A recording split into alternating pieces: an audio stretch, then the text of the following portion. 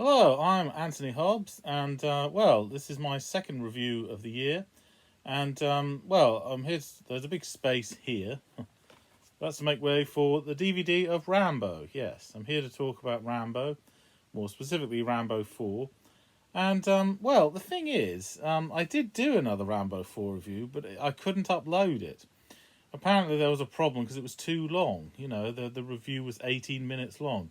So this one's going to have to be shorter, yeah. So I won't waste any time. Just say the important stuff, yeah.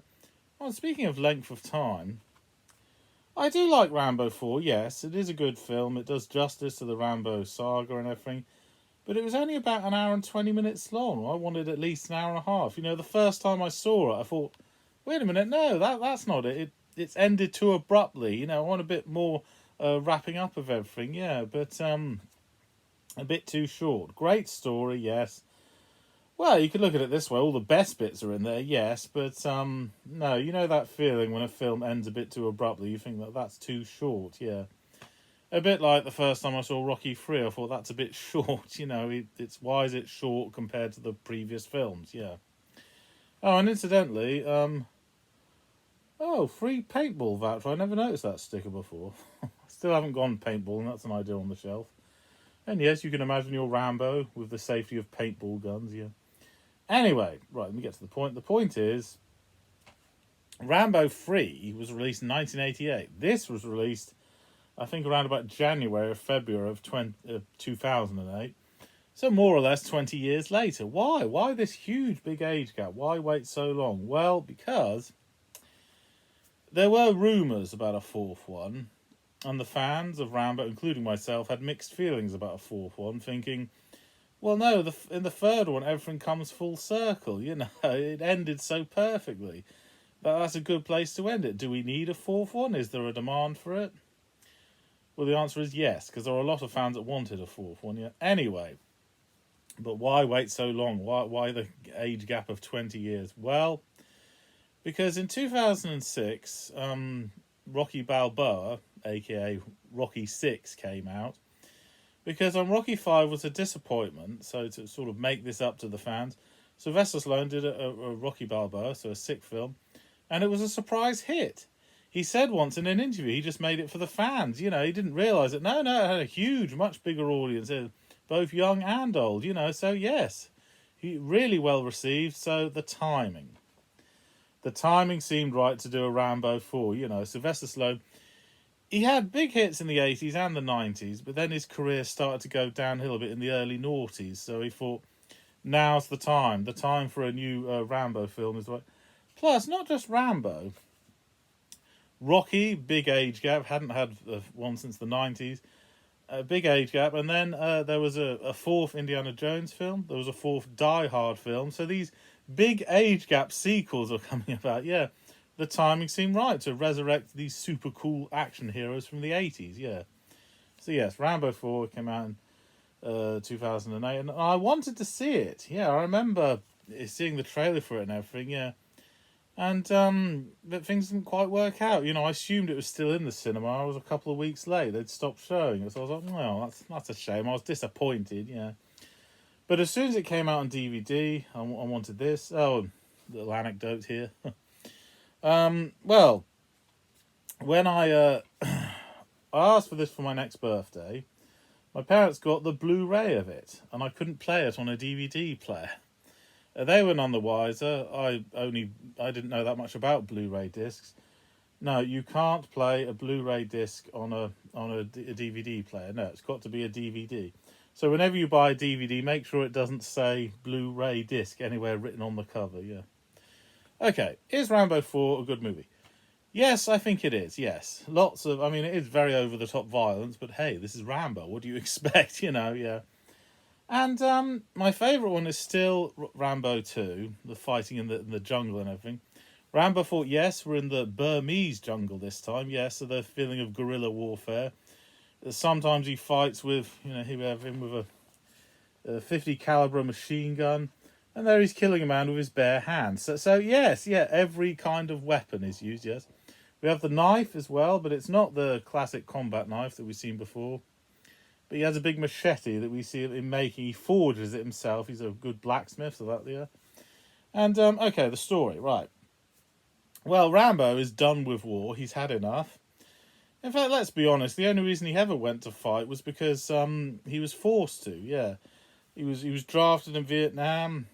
He was fighting survival in the mountains in the first one. He did it to get a presidential pardon in the second one. The third one, well, that was to save his friend. He didn't really have a choice, yeah. But would Rambo fight of his own free will? The answer is no. No, he would not, no. Rambo, a very complicated character. He has these superb fighting skills, second to none, the best combatant ever. And yet he doesn't like fighting. He hates war, you know. So he won't fight unless he has to. Anyway, in the story, some missionaries, volunteers, they want to go to Burma. Now, Burma, the longest civil war ever, over 60 years. It's absolute carnage, it's massacre, genocide, yeah. And of course, they need a boat and they need a guide to get to the Burmese jungle. They ask Rambo, and he's not interested. And he says, "Well, come on, you got to help us. You know, it's to change the world and everything, make a difference."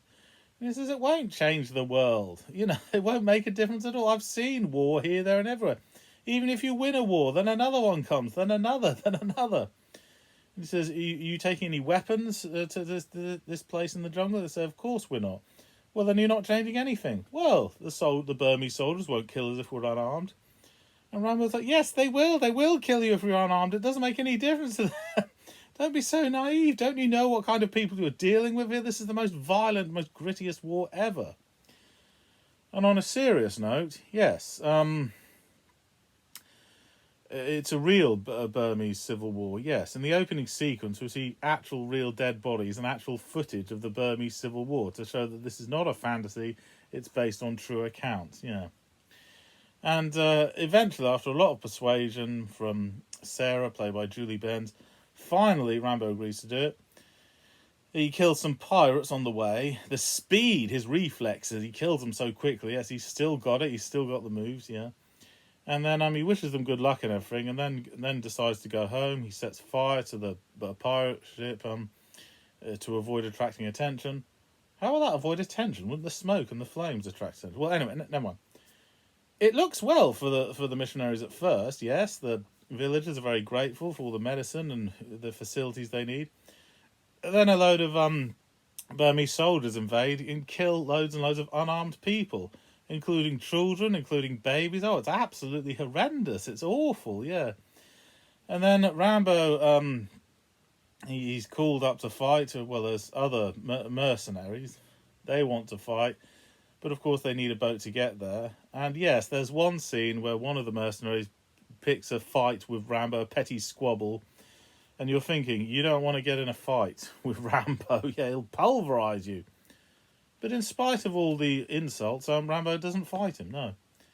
He doesn't fight to solve a petty squabble. No, he only fights to save lives. He only fights when he has to, yeah. And then later, yes, Rambo kills some baddies with bows and arrows. Yes, that's what he's good at. The mercenaries, when they find they've come too late, the village is all burned and destroyed. There's nobody to rescue, you know. And their first instinct, let's get the heck out of here. Let's leave. There's nothing we can do. And Rambo points an arrow at one of them and says, "None of us want to be here, but this is who we are. This is what we do. Live for nothing or die for something." In other words, he's saying we have these brilliant fighting skills. It would be a shame to waste them. You know, come on, we've got to save them if we can. They go to the Burmese army camp in another part of the jungle. It's raining a lot, yeah. And it's Sylvester Stallone directed this, so yeah, that's how dedicated he was to the project, yeah. And the rain gives them cover, of course, because the enemy can't hear them at first. They kill a lot of baddies with knives and sniper rifles, so there's no sound. And then afterwards, Michael, I think he's called, one of the missionaries, says, "Oh, thank God." And one of the mercenaries doesn't like that. That's disrespectful. He says, "God didn't save your life. We did. You owe everything to us." Yeah. And then somehow the goodies get separated in the jungle like the next day. Oh, yes, and a bit of symbolism here. There's a bomb that hasn't gone off yet that was dropped. It's landed on the ground, and it's been there since World War II. That's symbolic because of course, Rambo uses it as a trap to destroy some of the enemy. But also it's symbolic because this whole mess This whole civil war started because the mess was never clear. When you win a war, like World War II, you've got to clean the mess up after the war. The mess was never cleaned up in Burma, and that's why the civil war is still going on. That's why, that's the symbolism of the World War II bomb. That's the reason. It's World War II's fault this whole palaver happened. And it looks pretty helpless. Rambo, it seems he can't save anyone. Then the epic climax at the end, he gets the 50 caliber gun. I thought it was attached to a boat at first. No, it isn't. It's attached to like a big army jeep or army car or something. And machine guns the hell out of all these baddies because of the big metal plating, like the metal shields. It's almost impossible for them to shoot at him. These bullets are so powerful they can slice through tree branches. Absolute carnage everywhere. But at least it's honest. It's saying that's how tough you need to be to survive in this war, yeah. Now, the missionaries, I'm all for giving medicine to the poor people in the third world. I'm all for that.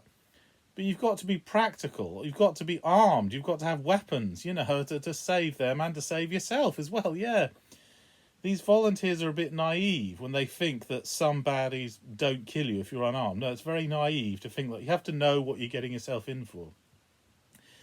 And the scene when Rambo is forging the machete, he says, when you're pushed, killing's as easy as breathing. Yeah, if you're pushed hard, badly enough, that gives you the urge to fight back.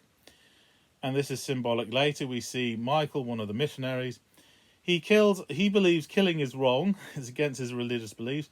But he kills one of the soldiers with a rock, bludgeons him to death. Yeah, anyone is capable of killing. Well, if it's to save people you care about.